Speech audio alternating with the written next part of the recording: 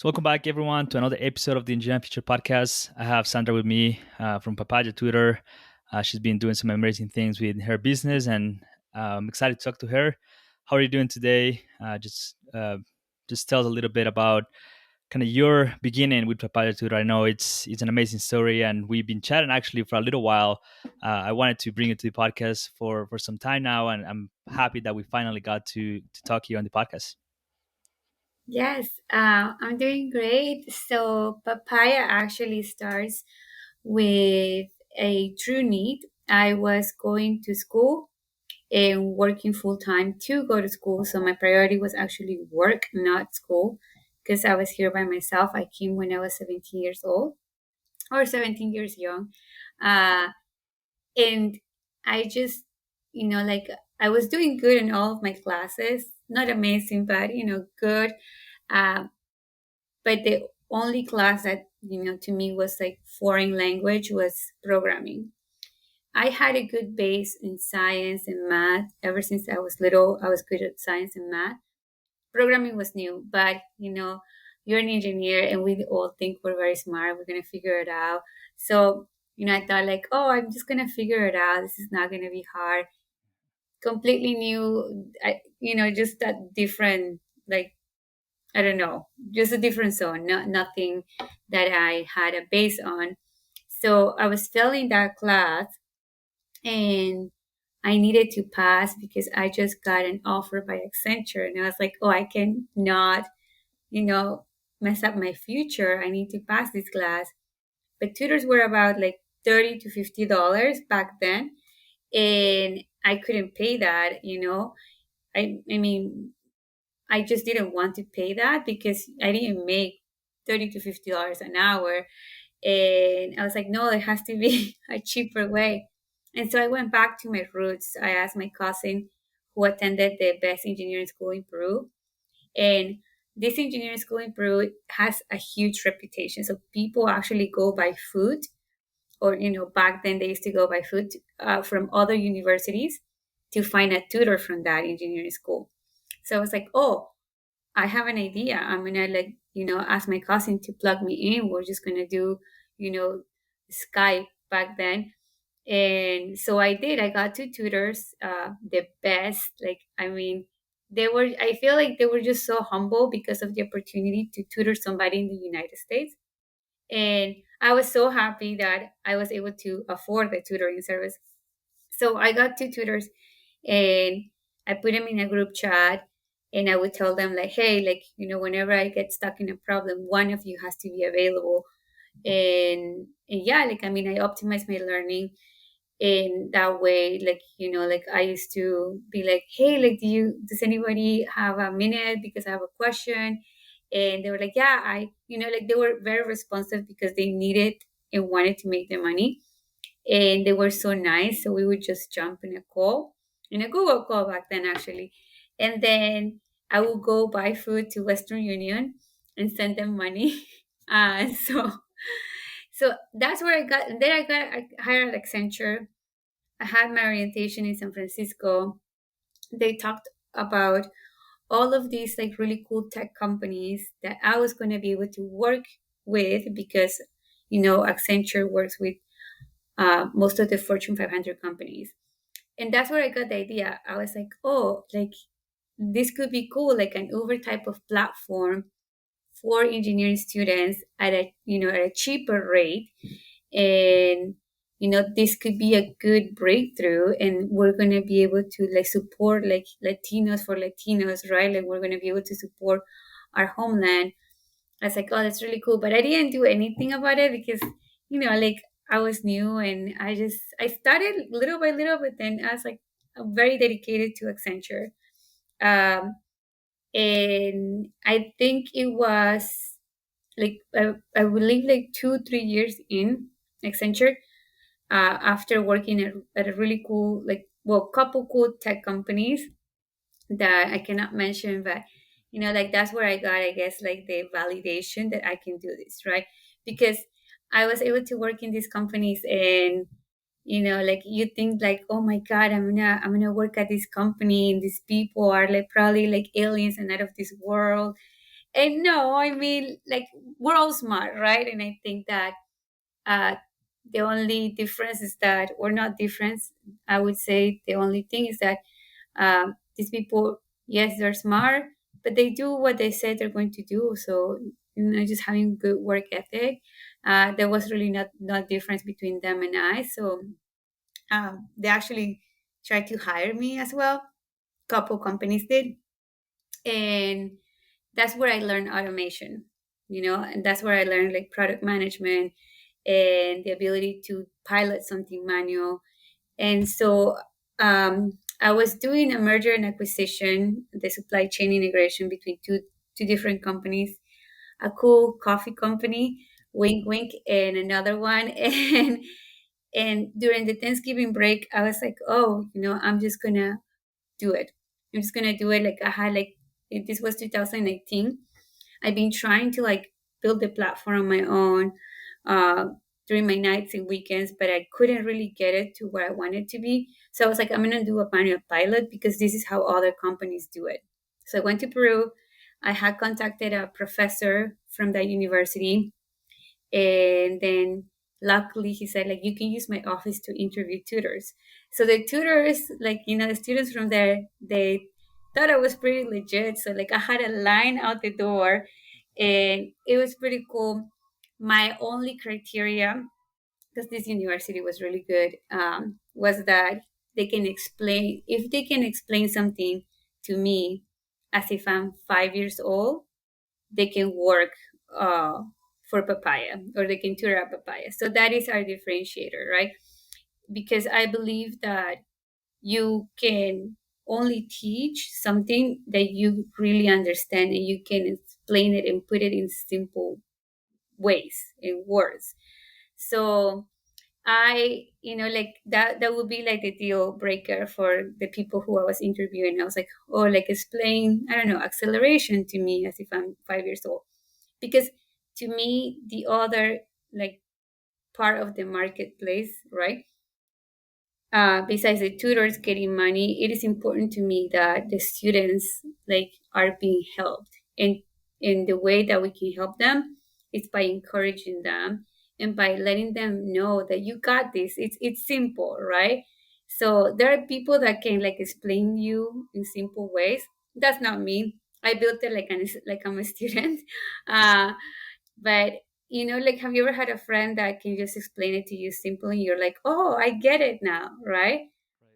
Right. And so that's what our differentiator is. And that's why the name is papaya, because papaya in Peru means piece of cake, right?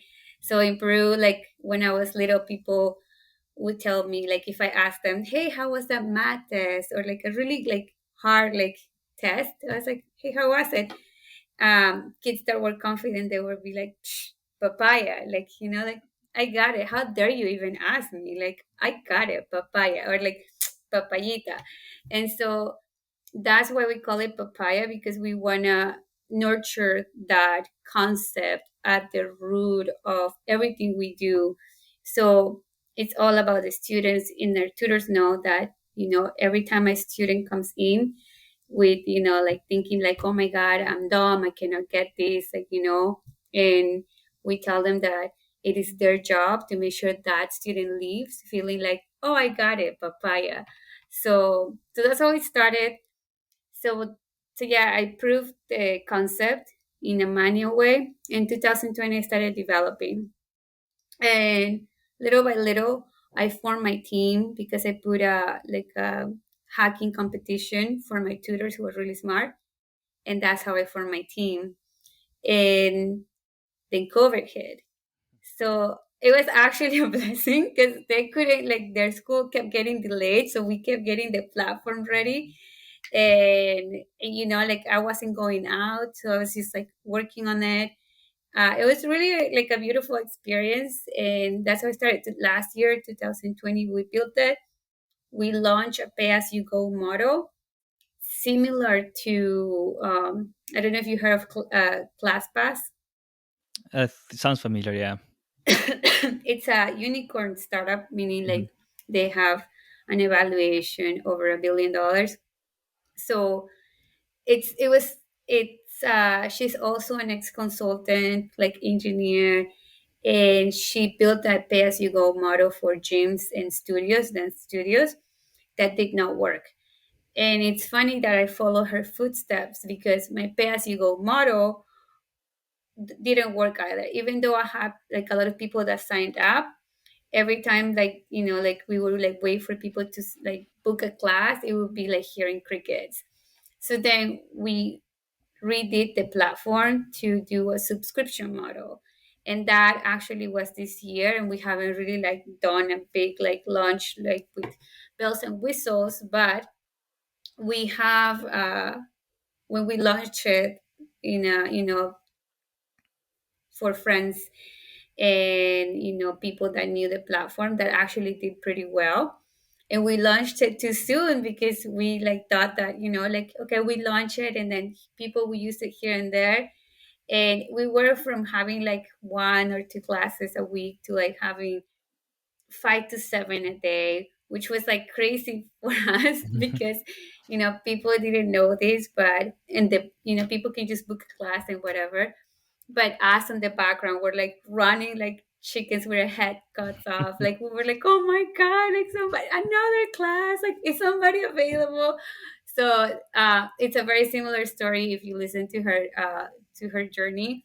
But we liked it, and we're happy that subscriptions work because I feel like now students are using the platform more and they want to be helped, and they love the tutors, which that's what we love the most. Like it feels so rewarding to be able to help both sides, right?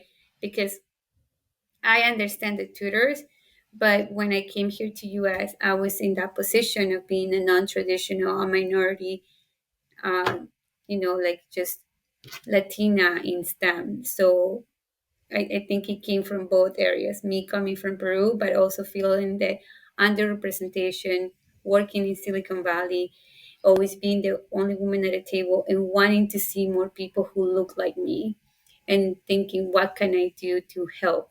So that's how the idea was really, or that was the catalyst for me to like really go for it. Yeah, there's so many things to unpack there. Yeah.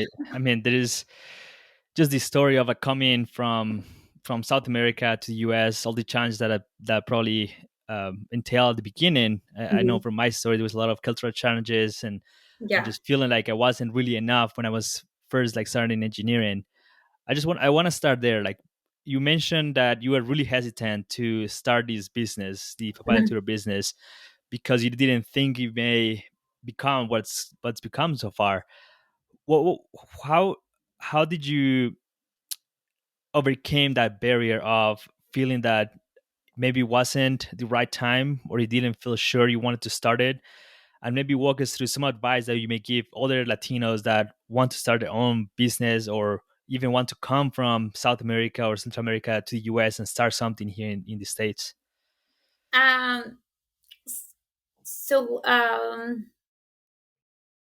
to answer the first question, what was what was, I guess, if I can point something that tells me like this is why I started, uh, and not to sound too like religious, but I started going to church in LA. There's this church called Mosaic, and I would say it's a very like more than a church that says that we're Catholic, we're evangelistic. They're a non, I don't know how you say this, non-denominational church. Maybe like they don't have, like a certain rubric, and they're just about like empowering people, and like you got like they're more about like you're here for a reason, right?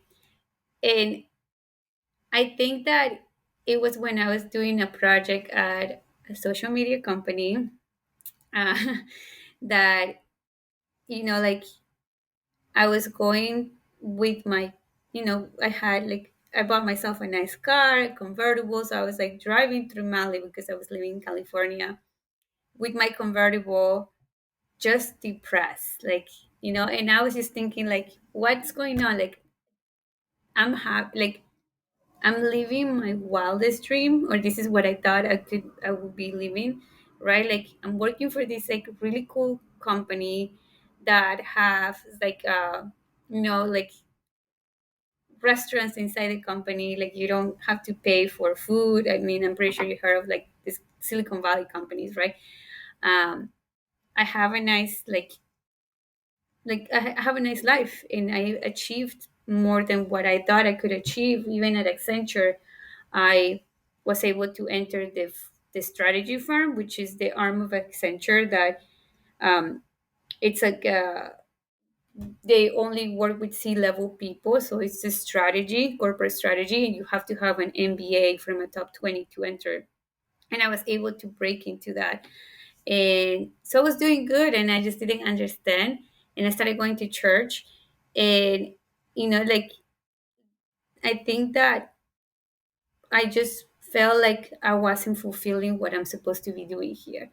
And I guess all of the challenges and everything that I overcame kind of was telling me that I needed to do this. More than for me, I would say that when I graduated college and I got the offer at the fancy job, and I met my tutor, and I thought that he worked so hard. He's so smart. He came from like if you and I think we come from humble beginnings. Like humble beginnings in Peru means something different. And I had a feeling like he deserves more than this than I do. Like kind of like I don't know how you can explain it, but like kind of remorse that why is he not having the same opportunity. And so I started listening to church, and I think that that's when I was like, okay, I just have to do it, right?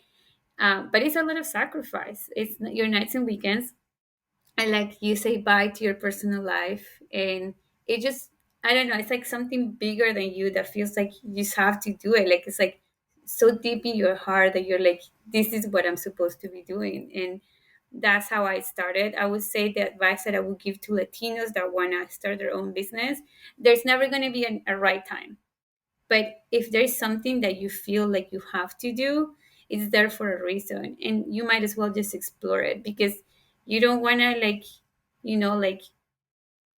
I guess, get to your dying bed with remorse and regret. Because I think that, making a mistake sucks and it hurts, but remorse weighs tons. So So I would say just go for it. You're never gonna know. Like I didn't know. I was like, how do I even start this? Like where do I even what's the step one? Just go for it. I mean, I would say Google is your best friend, and whatever you wanna do, somebody else has done it, and I would just try to like model what they have done. So yeah, and I started listening to a lot of entrepreneurial podcasts, and I would say that also motivated me, because you learn from so many people that like they don't have the right background, but they still made it. Like Sarah Blakely, I don't know if you heard of her, but she's the CEO and founder of Spanx, Hmm. and she did it on her own. And she used to sell printers door to door. So when you hear those stories, you're like, oh, I can do it too. Maybe I can do it too. Maybe I should just try. Yeah, again, it's just so complicated. For I'm sure we're not the only ones that struggle with just not feeling like we're enough to start a company, or be enough to be part of like different engineering organizations, or be worthy of all the things that happen to us.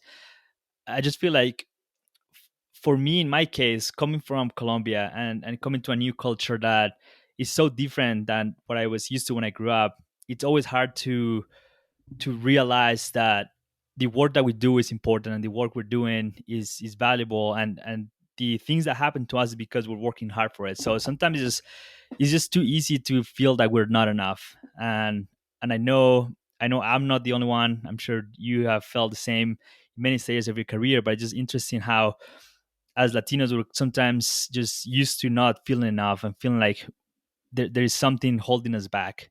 So that's why it's great to hear stories like yours, now with your own business, with Papaya Tutor and other people that I have here in the podcast that have that same background and the same stories that really sometimes like inspire me also to kind of keep doing what I'm doing outside of work and keep like doing this podcast and doing everything I do. I just want to hear a little bit more of like why did you decide to get into tech and what was that motivation and maybe some of the challenges I'm sure you faced when you were studying and some of the things that you have learned so far in your career. Um, so before I answer, I actually have like like gone through your Instagram. So I trust me, I understand. I know that you came here very young, so you're very brave, and it's not easy. And to piggyback on what you said about Latinos not feeling enough, I think that there's also a sense of superiority embedded in our own culture, right? Like we like in Latin American culture, people are so nice to just tourists from US and Europe, right? And we subconsciously we just assume that they're better and that the education in America is better and that the education everywhere else but where we are is better. And I believe that you're an engineer, I'm an engineer, we study here and we're like notice that it's the same, and Right. it's probably a little harder in our countries, so I think that like maybe that's why we have that, like we're not good enough. Um but yes, I'm happy that you overcome that, noticing that, oh, I got this, or like when you're like teaching like uh your friends that because of the stereotypes that we're like told, we think that they know better, and but then you're teaching the people that you think are better. It kind of helps you build that confidence. So props to you as well, and congratulations on your PE, right? You just Yeah, got thank your you. PE, so yeah, congratulations. Um so you were saying, I'm sorry, I forgot your question. What was that Just question? like some of the struggles that you faced when you were like coming into tech and Oh like yeah, tech why tech did you tech wanted to like Yes. get in tech. Yeah, I think I was very lucky actually. I had a friend that I knew I wanted to work for Accenture before I even applied. Um, for some reason, I don't know. It felt like that's what I'm supposed to do. And I actually switched my career from mechanical to industrial because I knew I was going to be a consultant. And, then I Googled, like, what's a better career to be a consultant.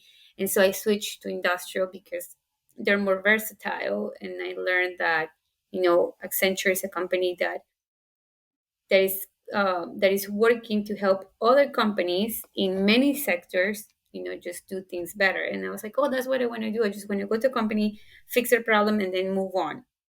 So because I get bored pretty easy, like I don't think I can do like the same thing every day. And so that's why I applied to Accenture. When I got hired through SHEP, because I went to like a SHEP conference, I had a friend who was a consultant or ex-consultant, and Accenture Technology hired me. Like, so they have many like, right, like tiers. Accenture is one of them, and they're the ones that offer me a job as a tech consultant. And I asked my friend, I was like, "Is this good? Like, what do you think about this?" I didn't know anything, and he said, "Like, well, technology is taking over," and he's like, "I would take that job. It's a good one. Like, you should do it." And I was like, "Okay." And then I started working in tech. It was hard at the beginning, and I think that more than I think I definitely had imposter syndrome because I knew I was the only hire from UCF, which is not a top 50 school, and that's not where Accenture usually hires. So, like you said, that superiority complex or like that imposter syndrome complex. Like I thought that everybody, was better than me because they came from, like just more fancy schools, and like I work with people from Berkeley, MIT, Georgia Tech, that was UCLA. Um, so, and then, like I noticed that again, we're all the same. and that I was there for a reason, right? Like there was a reason why I was the only one hired from UCF. Maybe more people deserved it, but I think they saw it in me. They saw that I put myself through school. They saw that, like I I had many job experience, and I was street smart. I think that if there's something about people going through the struggle, is that we're resourceful, right? Like we know that we're going to figure it out. And we have gone through so many things, that we don't need to like have like that, like hard, like, oh, like what was a hard part of your life? Like I have many answers to that question, like what was a struggle that you had? I'm like, well, coming at 17 by myself without, with leaving all my family, that's pretty hard, so I think that helped me a lot, and I quickly figured out that I was very resourceful and I could talk to people, and I think that is a very strong skill too. But I had like my own like, I guess, imposter syndrome problems, and also coming into Accenture, having bosses that, like I think that they thought less of me, not because of the school that I went, because once you're in, they don't really care. But I think it was because, more than being an immigrant, I think it was because I was a woman. So that's how I felt it. I felt like some hate sometimes too from other women that, like that got to me because I was young and very insecure. So yeah, like but then, like I think the good thing about being an immigrant and having gone through all, those struggles, is that you have a thick skin and that you don't give up. And so I didn't, and I think that if there's something that I always try to do, is to try to turn a negative into a positive, because that's the only thing that you can do. I mean, you can cry, sure, like we're all human, and when they like, like somebody pinches, it's gonna hurt, it's normal. But the only thing that you can control is how you react to situations, so you can make the best out of something, or you can make it, the worst. And I think that trying to learn from even a bad situation is the best thing that you can do.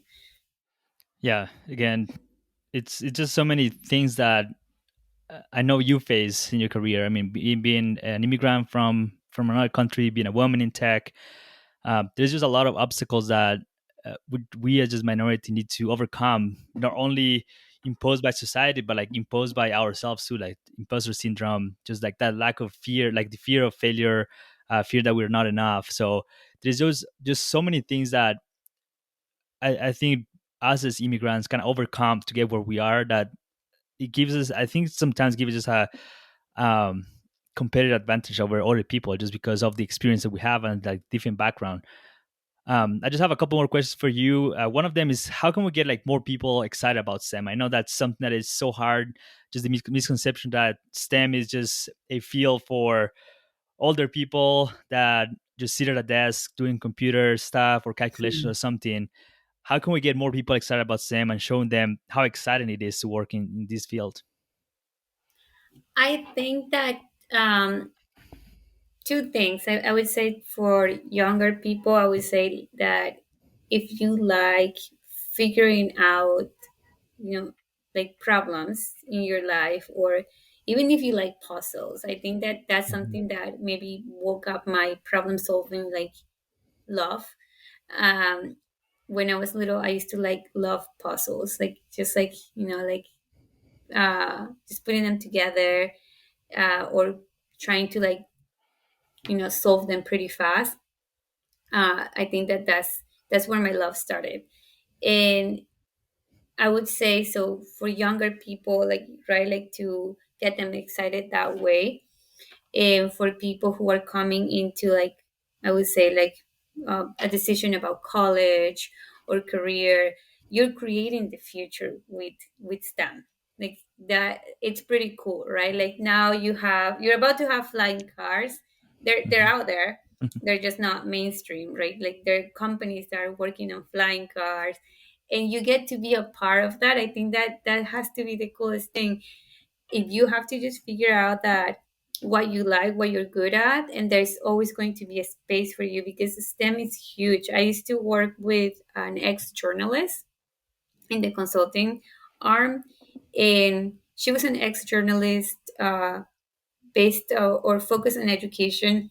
Then she did her MBA at Ross, and she came into Accenture. And the way that we assess a company, we go and interview every business unit to see, like what's going on, right? And I just thought the world of her, like because the way she would just like quickly, like like ask questions, digest real quick, take the notes. I was like, this girl is like my superhero. And I used to not respect people, just to be frank and honest, like if they weren't engineers or doctors or lawyers, because I was like, oh, you're not that smart, right? This girl like was so smart, and because she was a journalist, she had to have like a lot of data and research, right? So I remember one time I was showing her a data model, and I was like, she's not gonna know. uh and she like figured it out pretty quick, and she's like, no, but if that that table is like pulling information from that table, then why do you have that? And I was like, oh my god, how does she how does she know? So you don't have to love like like numbers. I think that I actually interviewed Roxana, who is a software engineer for Microsoft, doing like intelligence type of I guess work, and which is high security, and she says she hates math. So I think that you just have to figure out what you like, and if you want to be part of the future, there is always a space for you. Yeah, definitely.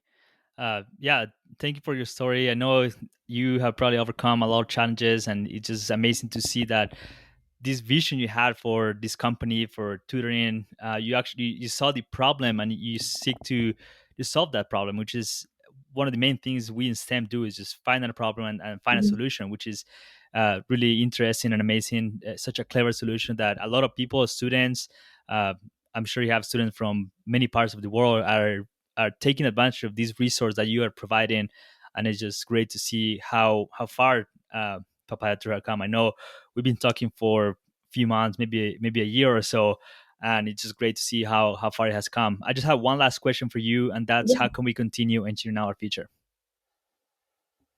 How can we continue engineering our future? Yep.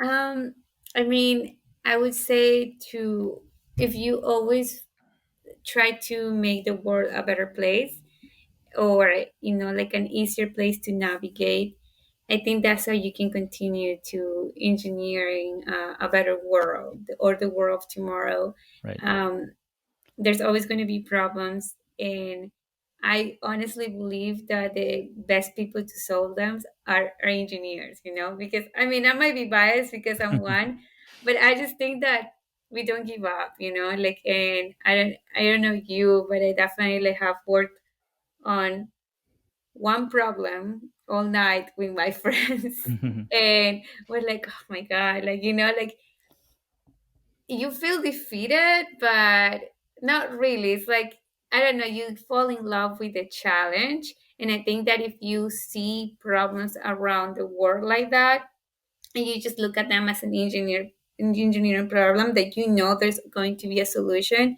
and it's just gonna be like a trial and error, like you just keep trying, you're gonna solve it. You're not gonna give up, and you're gonna fall in love with the journey. I think it's pretty cool, and yeah, there's I'm excited for our future. Yes.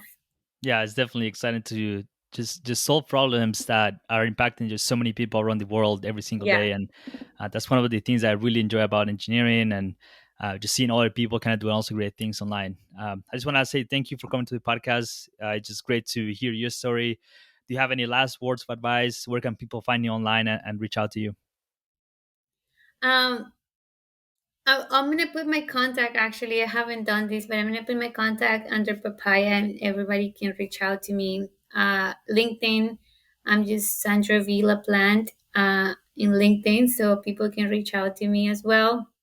So yes, I would say that if I just love helping people that are trying to make better or make something better out of themselves.